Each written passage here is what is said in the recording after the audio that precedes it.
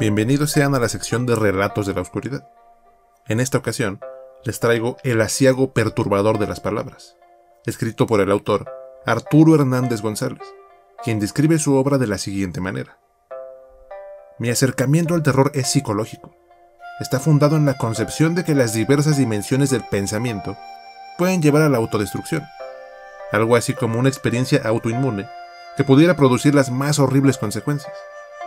En el primer comentario, les dejaré un link a las redes de Arturo por si gustan visitarlo, así como a la versión escrita de esta historia, publicada hace poco en la revista digital Alas de Cuervo. En esta ocasión, no haré sinopsis, porque ya me han comentado bastante que les hago spoiler de las historias, así que simplemente diré que estamos frente a un gran relato, y que si quieren que sus historias aparezcan en esta sección, pueden mandármelas al correo elrincondelos795@gmail.com, donde las estaré leyendo gustoso, y si logran atraparme, seguramente les dé vida en un video. Así que alisten sus atrapasueños y tapicen sus puertas con talismanes protectores, porque estamos a punto de adentrarnos en el rincón de los malditos. El tiempo de mis pesadillas siempre es pasado.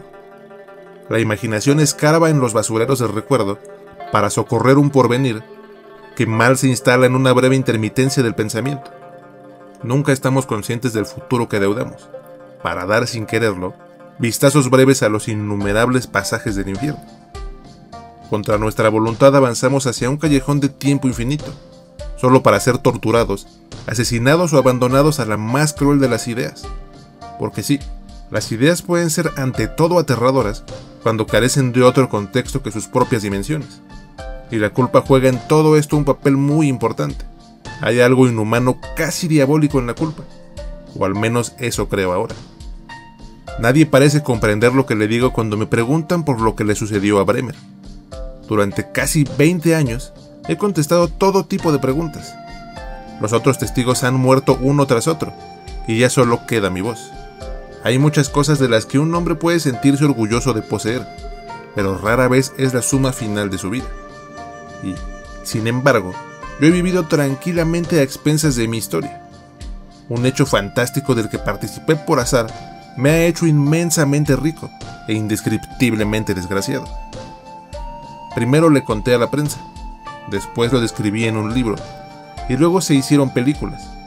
No hace falta que repita lo que se ha contado tantas veces, pero quisiera poder explicar mejor lo que yo creo. La mayoría de las pesadillas que he albergado los últimos años en mi vida están emparentadas con el motivo de la muerte del joven Bremer.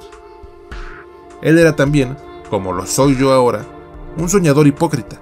Ignoraba a propósito las fuentes del horror que se cernía sobre él cuando dormía, y se felicitaba a sí mismo por los espantosos relatos con los que nos entretenía todas las noches. Y es que, como todo el mundo sabe, su muerte se produjo durante una de las excursiones que hicimos a Tsurugi, uno de los pueblos de la prefectura de Tokushima. Nos habían encomendado recoger los relatos orales más distintivos de la región, para incluirlos en una publicación dirigida por la Universidad de Uso. Bremer, como ya he contado, se internó en los bosques aledaños para investigar a fondo las historias que pocas veces llegaban a escucharse entre los ancianos de las zonas urbanas. El coordinador del proyecto, que nos esperaba todas las tardes en el hotel, obligaba a cada uno de nosotros a contar la historia más interesante que hubiera escuchado durante el día, en una larga sesión grabada que abarcaba la cena y un breve brindis simbólico que celebrábamos con 2 dedos de sake cada vez. Junji prefería los temas románticos, mientras que Mishima y yo nos esforzábamos por encontrar rarezas gastronómicas o botánicas en las narraciones más antiguas. Pero Bremer era diferente. Disfrutaba alterando los relatos, añadiéndoles pequeños elementos bizarros que, sin embargo, parecían totalmente plausibles debido a su profundo conocimiento de la historia, la literatura y la geografía del país.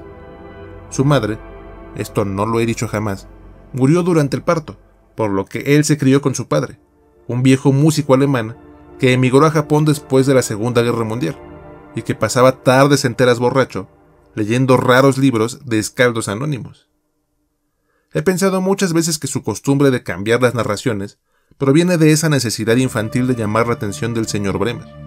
De niño frecuentaba las bibliotecas en busca de algún dato corroborable para sustentar en él, un trocito posible de Edda olvidada o el fragmento de una saga increíble, con la única esperanza de que su padre la creyera legítima. Bremer era siempre el último en llegar a las sesiones. Esperaba a que alguien le dirigiera la palabra o se hiciera el más mínimo silencio para dar inicio a sus ficciones.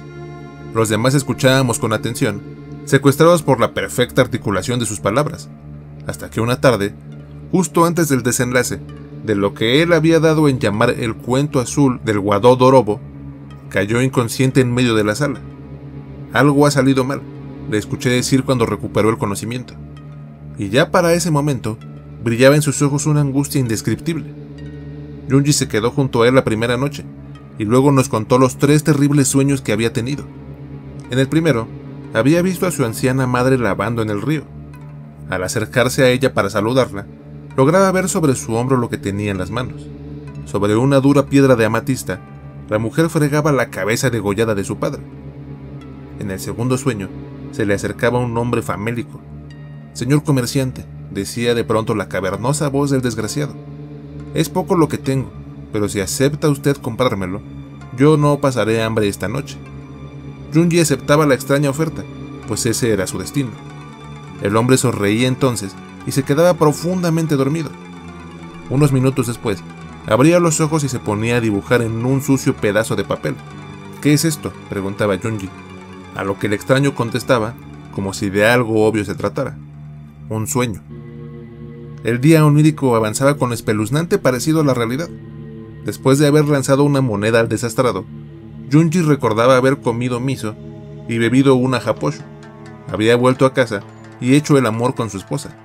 Había hablado con su hija y con su padre en la cena, y justo antes de dormir, se había dirigido, sin ninguna razón, al bosque de Aokigahara. Allí se sentaba recostándose contra un árbol y sacaba del bolsillo el arrugado papel con el sueño del hombre. Junji soñó dentro de su sueño que lo perseguían los hombres del rey. En medio del bosque era capturado como un animal y desnudado a la vista de todos, atado al viejo tocón de un árbol muerto en una posición ignominiosa, era torturado con cuchillos. Un hábil guerrero utilizaba un filoso yanagiba para cortar su piel en delgadas y largas lonjas. El suplicio había durado una eternidad. Desollado vivo, Junji se estremecía con las palabras que pronunciaba lleno de dolor, suplicando la muerte, y entonces despertaba junto a su esposa, su padre y su hija, recordando las mismas cosas que habría de vivir de nuevo ese día, seguro de que volvería a encontrarse con el hombre desgarbado que le ofrecería uno de sus sueños a cambio de una moneda. No había forma de ignorarlo. Su destino era completar la transacción que lo llevaría de nuevo y sin remedio a morir en un sueño inhumanamente ajeno. Después de escuchar la historia de Junji, Mishima se negó a cuidar a Bremer. Yo solo hablaba con él en las tardes, y nunca me quedaba en la habitación cuando se disponía a dormir. Su condición produjo asombro entre la comunidad médica.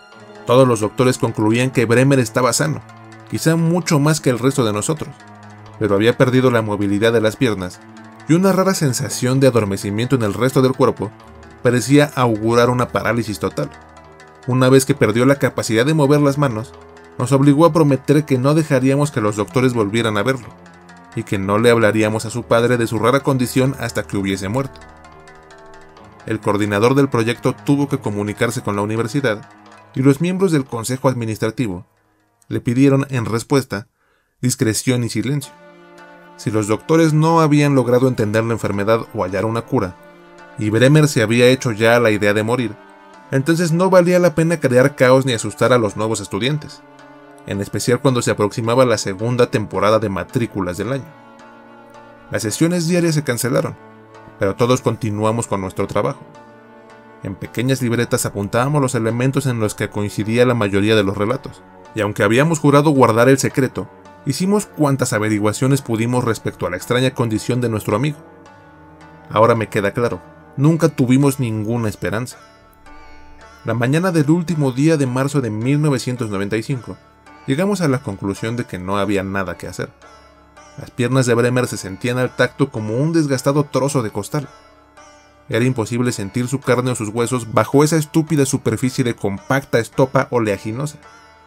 Hablaba ya solo para sí, con un hilo de voz que vomitaba patéticamente por entre las comisuras de los labios resecos.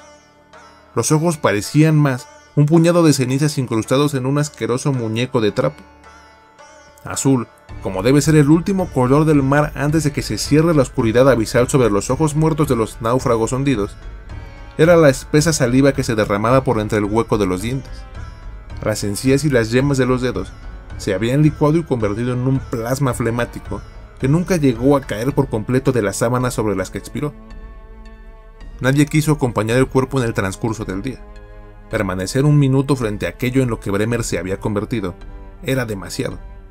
Y cuando al anochecer, el dueño del hotel, el coordinador y yo fuimos requeridos para acompañar al hombre de la morgue que había sido enviado para hacer el levantamiento, me encontré llorando solo junto a una piltrafa ennegrecida y maloliente. Nadie más se presentó al compromiso. Bremer había escondido su libreta bajo la almohada días antes de morir, pero inexplicablemente, el papel de las páginas se había transparentado, como si lo hubiesen empapado en aceite. La última anotación era muy breve. He cambiado sueños por palabras, había escrito, y añadía más adelante la mellada cita de Wittgenstein. Los límites de mi lenguaje significan los límites de mi mundo. Y aunque muchas veces se nos haya acusado de haber desaparecido el cuerpo, lo cierto es que no hubiésemos podido conservar nada de él, aunque de ello hubiese dependido nuestras vidas. Uno de los doctores, quien había llevado el caso durante los primeros días, se presentó para darnos sus condolencias e intentó extraer una muestra de sangre del cadáver, pero no consiguió nada. El tejido, más que despojo de ser un humano, parecía corresponder el de un inestable compuesto vegetal que nuestro mundo rechazara e hiciera trizas. Además, en cuanto llegó, el tanatólogo decidió abrir el tórax, pues temía que, dada la rápida descomposición de los restos, se perdiera la oportunidad de conocer la causa de la muerte. El cuchillo traspasó aquella masa antropomorfa sin resistencia. Todos los órganos faltaban, y lo poco que quedaba era un fardo asqueroso de trozos de piel humana, tajada con pequeñas lonjas uniformes, cuya procedencia era, según esclarecieron después los resultados del laboratorio, un embutido de carne, hueso y materia gris del propio Ryonosuke Bremer, el aciago perturbador de las palabras. De esta brutal manera termina el aciago perturbador de las palabras, dejando ver tanto lo versado del autor en mitología japonesa, como su fuente de inspiración en varias leyendas e historias niponas, como la del yokai conocido como Yumen no Seirei, que es una criatura con la forma de un anciano con las piernas y el tronco difuminados, que le hace señas a los desdichados con una mano mientras se sostiene con un bastón con la otra.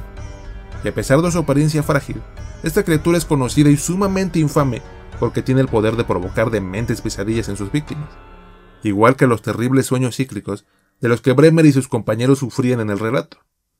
En definitiva, a mí me fascinó esta historia, en especial por su influencia japonesa y por lo exquisito que es el horror en esa región del mundo. ¿Pero qué les pareció el aciago perturbador de las palabras? Escriban sus opiniones en la sección de comentarios y no olviden que si quieren que alguno de sus relatos aparezca en esta sección, pueden mandarlo al correo que aparece en pantalla. Ya para finalizar, si este es el primer video que ves del Rincón de los Malditos, aquí podrás encontrar contenido Lovecraftiano, como un bestiario o un compendio de las ciudades en las que ocurren sus relatos. También me gusta hacer reseñas, historias explicadas y algunos análisis de videojuegos de terror o con temáticas oscuras e interesantes. Y le doy vida a algunos relatos que yo mismo he escrito o que me han mandado para hacerles un video. De momento me despido de todos ustedes y agradezco mucho si han llegado hasta este punto. Nos vemos hasta la próxima, aquí, en el Rincón de los Malditos.